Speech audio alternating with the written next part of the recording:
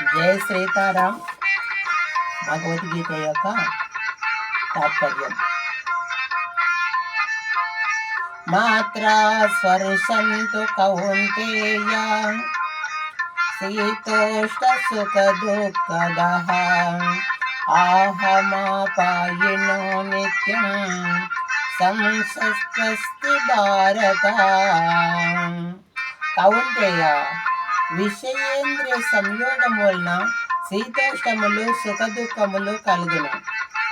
అవి వస్తుంటాయి, పోతుంటాయి. అవి శాశ్వతము కావు. వాటిని పట్టించుకోవలదు.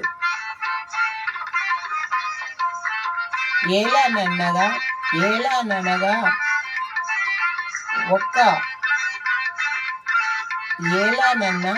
ఓ పురుషోత్తమ, ధీరుడైన వాడు సుఖదుఖములను అన్ని కాలములలో సమానముగా పరిగణించును. అట్టి వానికి విషయేంద్రియ సంయోగములను సలింపజేయజాలవు. అతడే అన్ని విధముల మోక్షమునకు అర్హుడు. అనిత్యమైన దానికి ఉనికి లేదు. ఉనికి ఉన్నదానికి లేమియూ లేదు. ఈ విధంగా ఈ రెండిటికి వాస్తవ రూపములను తత్వజ్ఞానియే గ్రహించగలడు.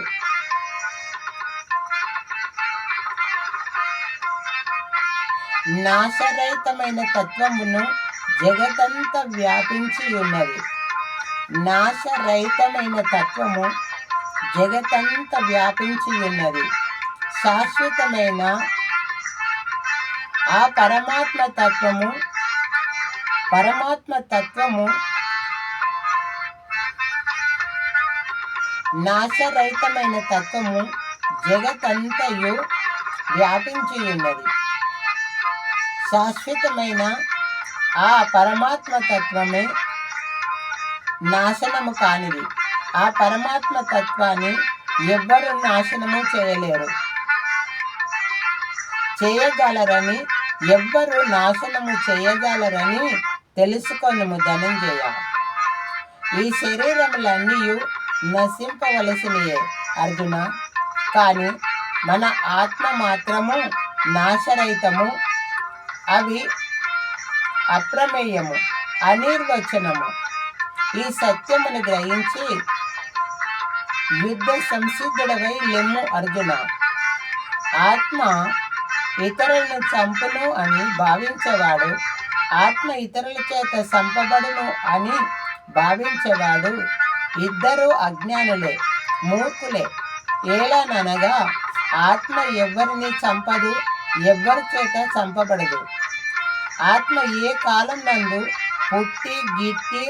పుట్టి కొన్నాళ్ళు ఉండినది కాదు. ఇది అజ్ఞేయము, జన్మ లేనిది, భావ వికారములు లేనిది, నిత్యమైనది, శాశ్వతమైనది, పురాతనమైనది. ఈ శరీరము చంపబడిన ఆత్మకు మాత్రము చావులేదు.